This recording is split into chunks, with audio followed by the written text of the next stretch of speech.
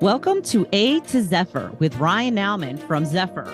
In this podcast, we help wealth managers, financial advisors, and asset managers overcome challenges in creating meaningful investor relationship experiences. We do this by introducing innovations driven by Zephyr's cutting-edge technology and global financial insights. Join us for this journey where we dive into pioneering wealth management strategies as Zephyr draws from decades of experience and guest financial wizards to address the nuances of investment management. Hello and welcome to the A to Zephyr podcast. Glad to have you with us. For those of you who are joining us for the first time and may not know the benefits that Zephyr offers within the wealth management industry, let's give you a quick high-level overview. Zephyr is an investment management software used by financial advisors, wealth managers, asset managers, and financial analysts, RIAs, and trust advisors. This podcast addresses many of the ways that your peers in the industry use it. But to give you a quick look, Zephyr allows its customers to optimize portfolios, identify risk tolerance, ensure compliance, evaluate performance, generate proposals, and much more. 100% of customers create custom document proposals, reproposals, and fact sheets to communicate with their clients to turn prospects into clients. Joining us today on the podcast, we have Chris Volpe. He is Director of Zephyr. Randy Jones, Director of Product Management at Zephyr, and Ryan Nauman, Market Strategist at Zephyr. And I'm your moderator, Bill Tucker. Guys, good to see you all again. How you been? Good, Bill. Thanks. We're going to ask you to pull out your crystal balls and name what you think is going to be the hottest trend over the next 5 years. And Chris, since you've got that director thing in front, let's go with you first. Wow, 5 years. Geez. Let's see what's going to happen. I think, I think the changes are going to, the changes in the overall wealth management and asset management industry, I think, are going to be driven a lot by the wealth transition, right? The great wealth wealth transition, right? I think that's going to lead to, 2 or 3 continued key changes over the next 5 years as wealth transfers. First and foremost is going to be custom investing, right? The cost of technology to do it has come down. The avenues to do it have opened. I think it's going to, people are going to want to invest what they want to invest in, and they're not just going to want to take anyone's word for it that they're invested in the best or right things. Along with that, I do think,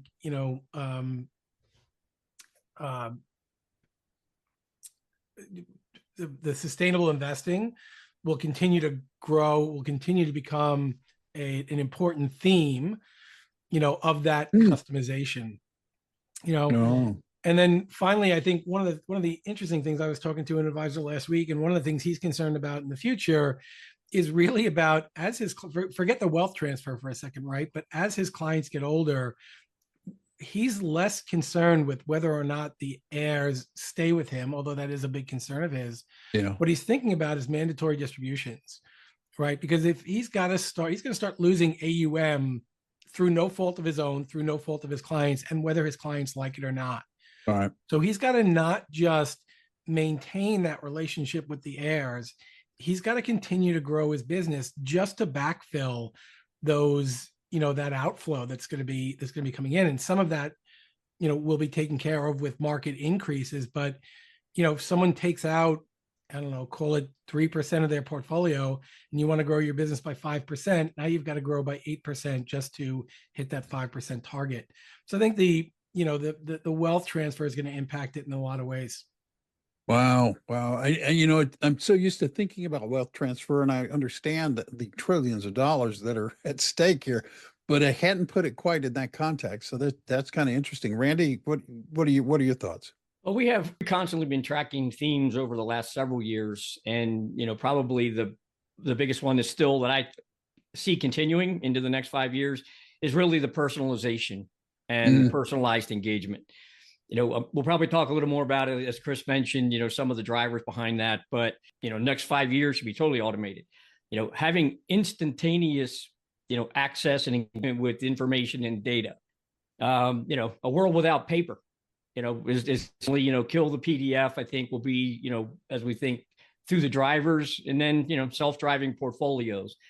But those are really just some key components of what I see as a big move to personalized engagement. Yeah, no, that one makes sense as well. So let's round this out and jump over to Ryan and get his thoughts. Ryan, what do you think? Bill, I was kind of thinking Chris and Randy were going to go a different direction here, but it sounds like we're all in the is that same your way boat of saying? here. Is that what your way of saying? I thought I was going to be a little bit answers different here and talk about personalization.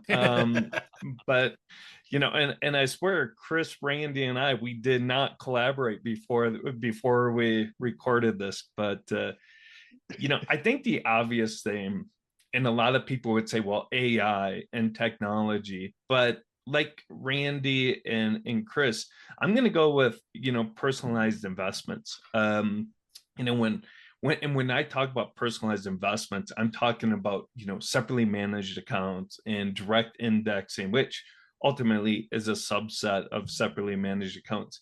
Investors are demanding personalization. They're demanding more transparency and the ability to customize their investments to fit their unique investment objectives.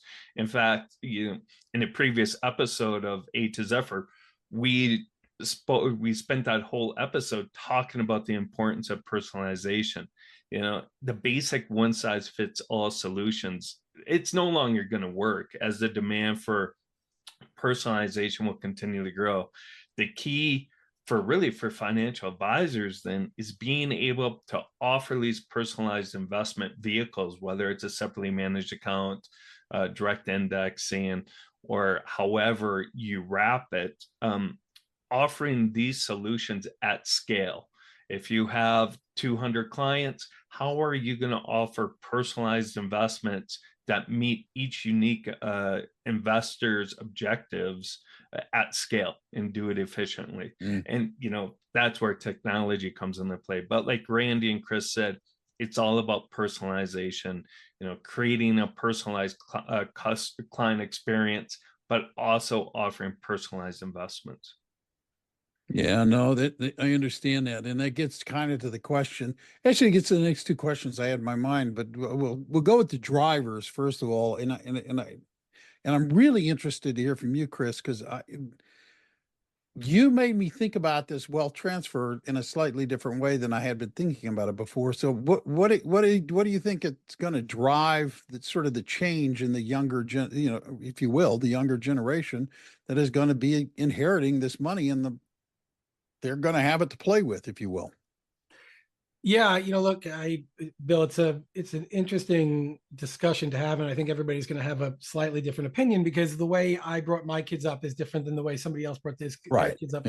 Yeah. Right. But from my standpoint and in my conversations, it is that drive to do more, right? It's that drive to be part of something and not necessarily just sort of sit back. So I think, when we talk about personalization, it's not just the investments, it's about, the plan and planning, right? My goal, my whole life was I want enough to retire comfortably, right? That was drilled into me. Oh yeah. By my parents, right? My kids look at it slightly differently, right? They want enough to retire, but they also want to do good. So they're already looking at what they're going to do with my money. No, but they're it's looking better they do it with your money than their money. Yeah, for sure. They're looking at charitable gift trusts. They're looking at, systematic donations. They're looking at, so being part of something bigger, I think tailors into that, that desire for the personalization, the customization, the personalized investments.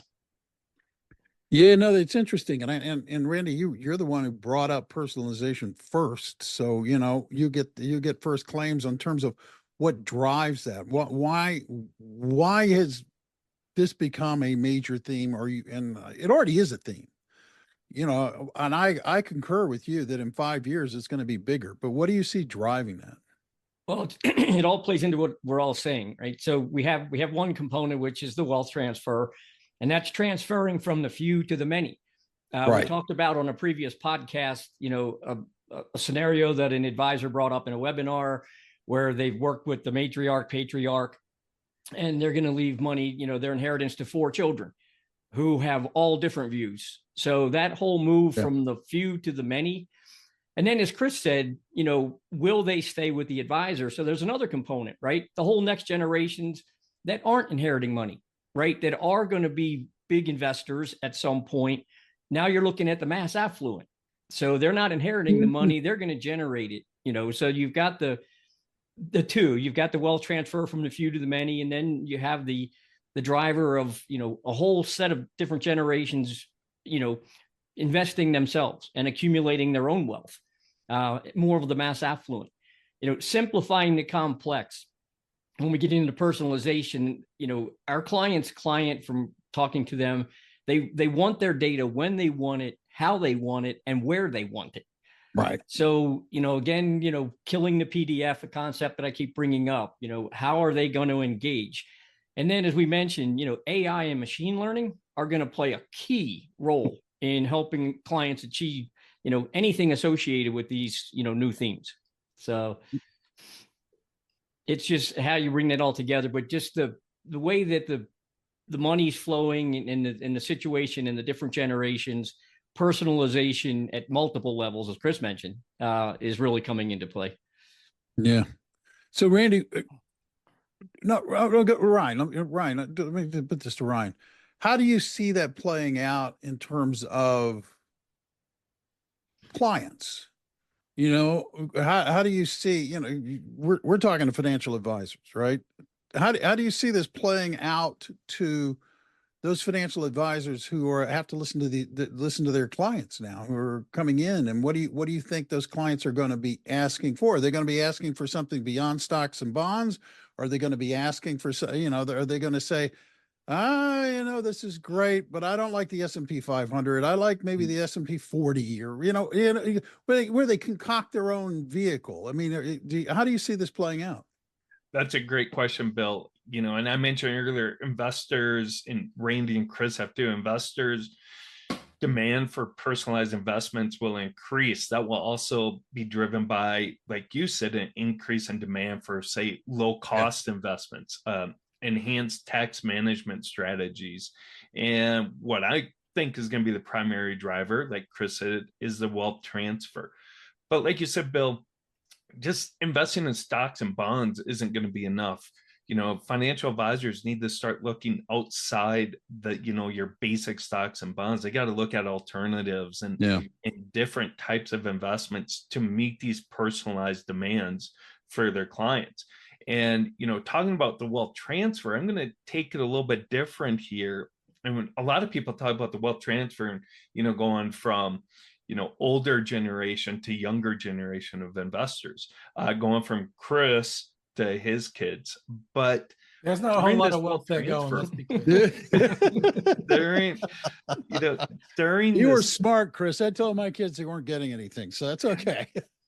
Yeah, I've already spent everything, so it doesn't matter. During this transfer, women are going to be the largest owner of financial assets. And that is very important. I don't know if people think about that enough. Women invest completely different than men. Women focus less on absolute investment returns. They focus more on investing in their values and beliefs, and they think longer term. They are also more likely to buy and hold investments because they invest in things they believe in, which points to meaning, more personalized investments, and goes back to your question, Bill. As a financial advisor, you got to understand each individual person, their unique investment objectives, and all the different types of investments that might fit their objectives and fit into their portfolio to meet their needs. And that might mean outsourcing. Financial advisors might have to outsource it through like a SMA or some other type of wrapper to let more experienced people, or spend more time in the market and understand it more, be able to meet those needs. So it is really changing, but to understand how women invest differently than men, bringing them in now to get that understanding, so when they do inherit that money, you're already ahead of the game. All right. Props to you, Ryan, for for nailing a big change that's coming down the pike. As a matter of fact, uh, I'm gonna. I'm sitting here and I'm thinking back to all the other episodes that we've done, so that it seems kind of obvious that I would ask this question, but we're going to ask it anyway because it's like, Chris, how do you see Zephyr positioned to handle this, say in 2030, like 5 years out from now? Do you think Zephyr is going to be even better to help advisors deal with their clients and give them solutions that they're looking for? Yeah, that sounds like Randy's problem. It is. No, I think I think we are positioned uniquely in a couple of ways. First is PSN, which is our SMA database. So we've been collecting SMA data for 40 plus years. And so the ability to see that breadth of data and analyze that breadth of data and determine what is the best option based on that personalization, based on what your clients are looking for quickly and easily, I think is one way that we will continue to innovate in the market and be able to take it from 200 plus different attributes of an SMA into even more attributes that really allow the digging down of that. So I think that's one. So that's the content side. On the other side, on the software side, I think we're uniquely positioned for a couple of reasons. First, the ability to quickly and easily build and analyze a portfolio, right? Mm-hmm. To Ryan's point before, it has to be scalable. And so you can quickly put together a portfolio in Zephyr, review it with a client, and then make tweaks to it as you go along, as you're discussing it with the client, and the client can see the impact of their decisions to that portfolio.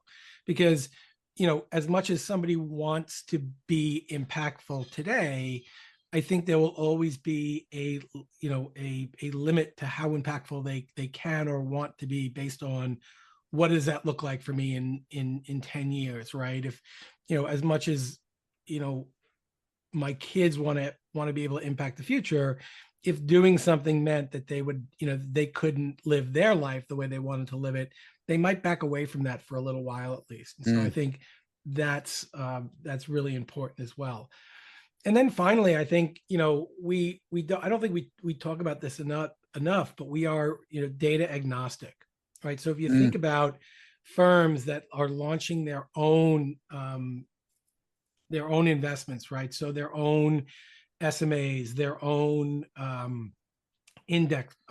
direct index funds, their own direct indexing products, right? There'll be so many opportunities out there and so many investment potential out there that it could get very confusing very quickly. So being able to take data from anywhere, even proprietary data, case in point, I think it was Edward Jones just launched their own SMA for their clients. The minimum to get in is only $50,000, and they're not charging you fees on top of their account fees, right?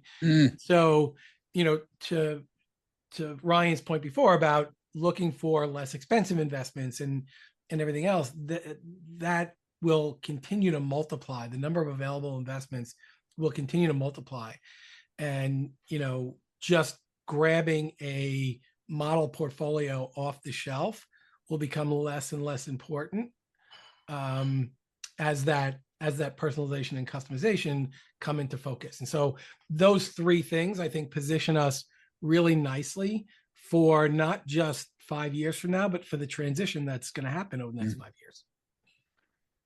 And this is all Randy's problem. Yeah. So Randy, what do you think? Well, I'm going deep into the crystal ball on my responses to, from a product perspective. I mean, first and foremost, and 5 years from now, I would see Zephyr as a much smarter platform, a more streamlined version of what it is today, greatly reduced number of clicks, a higher level of AI-driven prompts for clients to achieve their goals quickly, potentially even voice-activated commands, not out of the question. I also see, again, with the personalization, I see, and I've talked to Chris about this, a Zephyr community right, to potentially facilitate, community-based investing, Right. where users can share strategies, outcomes, follow, successful investors in a more integrated social environment. The next generations, they focus so much on social media, social everything.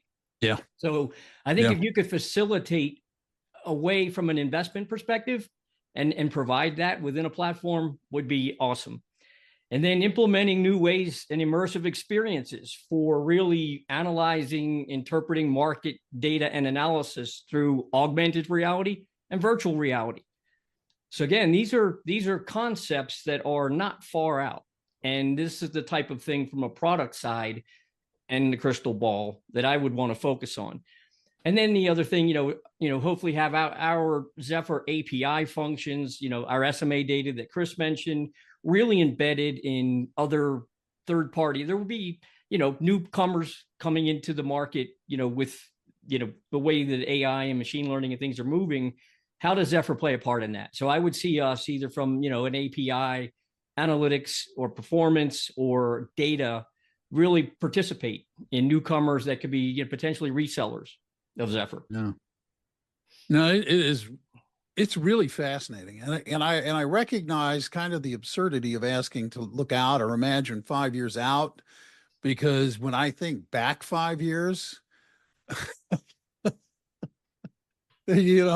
we things are moving really fast. I mean, it's amazing. And I'm excited to see what might happen. And Ryan, I'm curious to hear what you think it's going to look like in 2030.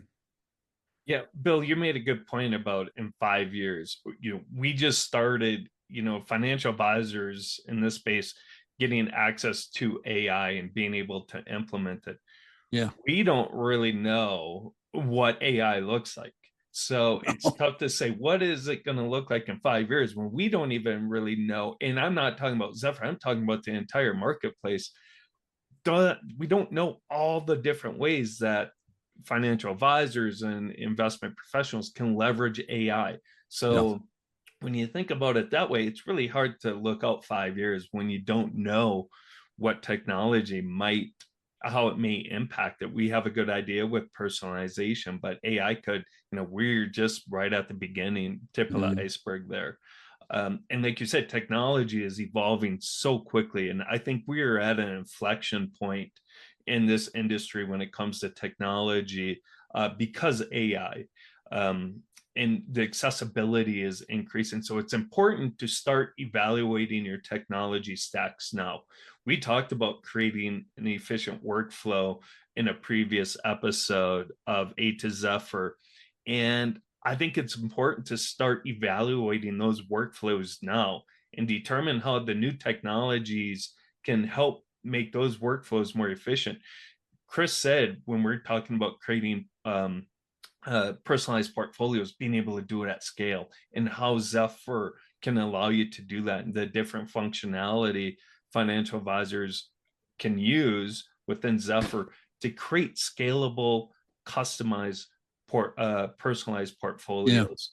So leverage that type of technology to create more efficient workflows from point A to point Z, and being able to, create workflows to give yourself, financial advisors, more time to do more valuable tasks like meeting your clients. Oh yeah, I mean, like it's you look now. If you just look in the past year, and this steps outside the Zephyr space specifically, but if you look at just AI and how it's impacting now financial advising firms in terms of summarizing meetings and gathering notes, and the time efficiencies are amazing, right? So technology's moving really fast. And Chris, I'm going to turn to you on this because I'm sitting there listening to Ryan talk about how this is going to help financial advisors deal with this coming impact. But you raised a really good point that I thought of again while I was listening to Ryan, which is Zephyr already has decades of data that it's looking at. In 5 years from now, not only are you going to have the technological changes, you've got 5 more years of data that's been learned, so that it's like, I guess, as we sort of wrap things up here, I'm going to go with you first on the final thoughts about how all this evolution of technology is going to impact the wealth management space? Because it's kind of a fun question if you want to know the truth, because I'm sitting here thinking, wow, I just literally within the last year, the changes that we've seen have been astounding. Yeah, and look, I think I purposely stay away from AI because I don't think we've begun to scratch the surface of that. Yeah. But more importantly, I don't think the regulators have begun to scratch the surface of that, right? I think, to use it for scheduling meetings, to use it for online help, to use it for, some mundane tasks. I think it's important, and and that's where the growth is going to come over the next couple of years. But I think using it in a, and for, to mine data, I think it'll be great. But I think using it in the investment process is going to be something that that we'll have to see what evolves with that. And I just, you see where sort of I don't want to get into a completely regulatory discussion, right? No, we want to we want to keep the lawyers out of this conversation. Yeah, you see how deep they get into in just, advisors advertising, right? Yes. And so can you imagine if you were using AI to generate investment advice? It's just sort of like crazy to think about. That being said, I do think that there is a place for it, if not directly, certainly to help educate, to help narrow the field. Like I said, there are tens of thousands of investments available out there. If you could just, grabbing Randy's crystal ball for a second, if you could just say to Zephyr, hey, show me the top 25 SMAs that focus on, renewable energy, with the best return over the last 5 years, right? That would immediately considerably narrow down a very wide field without actually saying, this is the one you should be investing in. Oh, yeah. So, I do think that combination of the additional, technology, content, data, all of that stuff coming to fruition is going to be exciting over the next 5-10 years. So I think it's a good time to be in this industry. Yeah, no, and I take your point, and I am thinking of it from a data mine perspective, because Randy, you probably know better than anybody on this podcast just how rich that data mine is, and I think 5 years from now it's going to be even richer and more enhanced with advances in technology. As long as it's focused. So from my perspective, it all goes back to your very first question, right? What theme do we see, or themes, right? Personalization is something we really want to focus on. AI is part of a solution. As Ryan said, we don't care, looking at every avenue of what AI could do. How could it apply to help us create better personalized engagement between our clients and their clients? Yeah. So it becomes a little more rifle focused and shotgun focused. But we have to have a very good understanding of the use cases of what personalization means. And then we can start looking at AI as a potential solution for that. And the data, all of that kind of plays together. But we can't lose sight of the actual themes, the real challenges that the market is seeing, that advisors are seeing. And then AI could be part of that solution. But we have to really understand the theme. And what does that mean? What are the steps? Where can it go? And then be a little more, like I say, a little more rifle focused on if we applied AI versus trying to figure out all that AI can do. We need to have a pulse on the market and the themes, and that's something we can't lose sight of. It's how we actually achieve the goals around those themes that we need to, create. Good point. Good point, Ryan. I'm going to leave it with you to kind of sum the thoughts up and get final thoughts from you. Yeah, Bill, I couldn't agree more with everyone and their comments regarding this. And, like you said, we and Randy said, we're focusing on personalization. We think that is the primary theme. How do you leverage technology, whether that's AI or some other type of technology, to enhance personalization? That's the key.